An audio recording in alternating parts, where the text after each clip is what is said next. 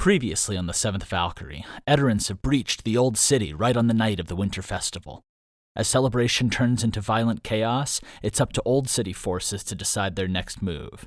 See what happens next on the Seventh Valkyrie. Edara, they are in the city. Beyond her on the Edaran side of the old city, I could see lights. Beyond those, there was a sea of lanterns flickering on the water's edge. They were coming for me. Me and Carmore or me and C. They thought I was a murderer, or I had no idea why they were... Gah! Whose thoughts were jamming into my brain? I already had a voice in my head. I didn't need a second one. May threw the curtains shut, and for a second, the emerald light in the distance flickered from view, leaving only May's eyes now fiercely alight in green. The momentary disappearance of that green light in the distance also sent a wave of nausea crashing across me, like I'd suddenly lost track of where up was. I stumbled to one knee as May checked the last few sets of curtains to make sure that no one from outside could see us, and as she walked back up to me, I collapsed on the floor. May shouted from what seemed like very far away, and then suddenly I wasn't quite me. I could hear a number of people screaming as I ran under the wharf, dragging Carmore with me. The world flickered back, and suddenly I was looking up at May, whose cheeks were tinted in gold from the reflection of my eyes. Cyrus, tell me what is happening. Tell me everything you are perceiving, sensing, what is going on. Leave no detail aside. There's a green light out there. I tried to figure out where the ground was for a second. I started sensing it a few days ago. I thought it was just another person, but I can feel them. I'm seeing what they're seeing. I'm hearing their thoughts, and they need us, May. She needs me.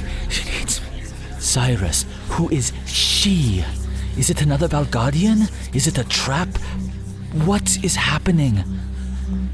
I sat up suddenly.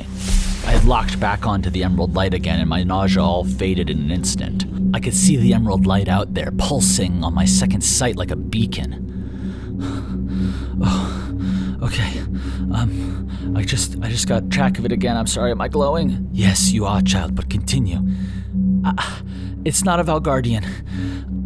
My eyes were on them through the wall. They were still moving. I would know if it was a Valgardian, I think. Then who is it? I don't know. May turned away, green sparks eddying off of her as she started pacing across the room. With every step, the force coming off of her grew stronger, the clean, powerful waves of the wild suddenly washing and bouncing around the room. I've engaged my power enough to hide you from anyone who's not looking, but if you keep shining like this, someone will be able to find you. Damn it, Cyrus, we are leaving. We have to get you far away enough from the city that you stop resonating with that other light. With that, she walked straight towards her closet and pulled out her coat. Her wolf coat. She brought it back to me and wrapped it around me, just as I processed what she'd said. What? We're leaving? No, we can't. I scrambled to my feet, facing that green beacon, her coat nearly falling off my shoulders as I rushed and pointed towards it. She needs me, May. She needs us. Carmore, I think Carmore is hit. May, I can see her. She's right there. The Edarans are coming, and the men are fighting, and they can only hide for so long, and they need our help. Cyrus, I do not know who or what is making you feel like this, but you are a liability to yourself, to your survival, and to my mission if you keep shining like this. She grabbed my shoulders, pulling the coat tight around me. Unless you know how to turn off this power, we have to get you as far away from here as possible. Otherwise, people will flock to you like moths to a golden flame, and I will not be able to protect you. I'm sorry, Cyrus, but this is an order. The city will be fine. She was looking at me, and though she was commanding me, I could see the pleading in her eyes. She didn't like the idea of running any more than I did. But as much as I could hear her reason, I could also hear the voice of the fire suddenly crackling up into the lowest levels of my brain. Yes, run like you always do. Run away and leave everyone behind, and protect yourself, just like you did with Bram. I blinked away tears. I hadn't realized I was crying. May, I can't leave them. I'd rather Straina, I can't leave her. May's eyes flashed and she suddenly pulled me close. Cyrus, did you just say Straina? Where did you hear that name? I didn't hear it. I just know, but whoever Straina is, that's who's at the end of the Emerald Light. I know that is who that is. Fuck! Are you sure, Cyrus? They were supposed to be evacuated if there was conflict. They were heavily guarded, but they would have gone up the riverside. And Blackadder! Cyrus, do you know your way around a weapon? Be honest, this is no time or place for arrogance. Do you know your way around a weapon? What? A weapon? No, not even a little bit. Well, at least you are honest. Men who lie to themselves are the first ones who die in battle. She stepped out into the hallway and then shouted, Kabel! Bena! Claws out, ready in 2! A piercing whistle came out from the hallway, and May swept past me, removing her coat from my shoulders and throwing it around her own, where it clung to her perfectly like a second skin, which I guess it was. She continued her strides to the tapestry on her wall, which she tore off and threw to the ground, revealing a stone wall behind it. She placed her hand against that, and the earth shifted beneath her skin, sliding out to reveal 2 shining gauntlets, with each finger tipped with massive claws. She slid them on, and they flashed a ringed green and settled and shifted around her fists. She sliced them through the air, and then scratched an X of deep gashes into the stone, before nodding and returning to me. Okay, Cyrus, here is our plan. Listen closely, listen quickly. We are going to use the Vasos as our spearhead, and you are going to guide us to Straina and any other Haven children that are there. Between the Chaos Building and that city, the Vasos and myself, maybe we can hide your shine long enough to find them and get the hell out of here. That is, if they are still alive. Are they? Are you still sensing them? I whipped directly towards the green light. When I closed my eyes, I could practically see what Straina was seeing, and right now it had gone dark. But she was still afraid, still looking for any help, still very much alive, but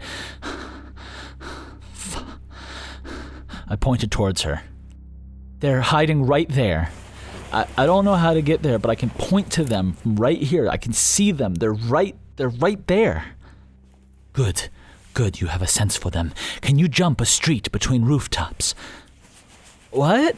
Like, what do you mean? Can you jump from, if there are 2 roofs on either side of a street, can you make that jump? I don't think so. Fuck a duck. Okay, we will stick to the ground. Can you run in those shoes? Yes. Yeah, Clay told me they were grippy in case I needed to go to the kitchens. Well, thank the stars for Clay. She took a deep breath, closing her eyes. When she reopened them, they were no longer the eyes I recognized. Well, actually, they weren't the eyes I recognized from May. These were the eyes of the same wolf that had stared down Tristan and dared him to make a move. Keep close to me.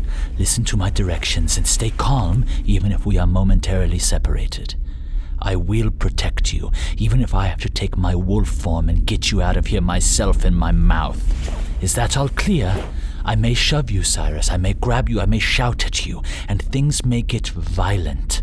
But I will protect you. Am I clear? I nodded.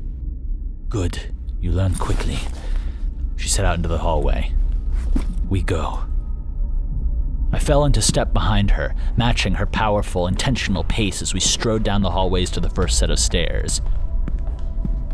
Around the second set of stairs were Kabel and Bena, 2 enormous Edarans who everyone called the Vasos, who never talked because they never really had to. I'd only seen them twice, both times in the deep maroon on amethyst vest, shirt, and pants of velvet bouncers, and they had looked dangerous then. Now, with their chests covered in scale armor, their arms free with fierce tattoos running down to their hands, which were holding even fiercer knives, and humming emerald beads in their long black braids, they were predators incarnate. May explained the situation further as we wound down the stairs towards Velvet's front door. Last fighting we saw was coming from the riverfront and the festival. People from the festival will be flowing uphill away from the river, while family soldiers should be moving in to fight the Edarans. But neither the early warning or defense regiment were there to alert us until the fighting was in the festival already, which means that something has gone wrong in the system. Whether it's one of the families turned or the Machine King or both, I do not know, but from the moment we leave Velvet until the moment we secure Straina, we avoid everyone and trust no one. Do you understand me? There was no response other than a measured grunt from either of the Vesos, and I piped in an affirmation. Cyrus, oh joyous, you are starting to glow again. Can you glide us towards Straina? I'd like to, but I don't know the city all that well. You do not need to know the city well. Can you point to her? Yeah, I can do that. I pointed right at where Straina was shining. It was like someone asking you where the moon was on a clear night. Every time I call your name, you point at that green light. Are we understood, Cyrus? I pointed at the green light. She nodded, and then we closed the distance to the doors, power beginning to swirl around us from May and the Vesos. Eventually it grew until it was a street-sized storm. Cyrus, yes, exactly like that, boy. Keep pointing every time I say your name. Cyrus, yes, okay, good, is our slowest, so we will run as fast as he can. You, boy, go. The doors thumped open into the quiet uncertainty of the pit, manned by a maintenance team half finished in preparations for the festival's after-party. Our arrival startled them from their work, and May told them in an even tone that Edara had breached the city and that they were to find shelter. That sent them moving fast in one direction, and we went the other, down the winding torchlit streets while screaming flares of fire and ice and stone thumped above the rooftops. Cyrus! I pointed into the distance, following along with May and the Vesos as they started to pick up speed, reaching a fast jog towards the city.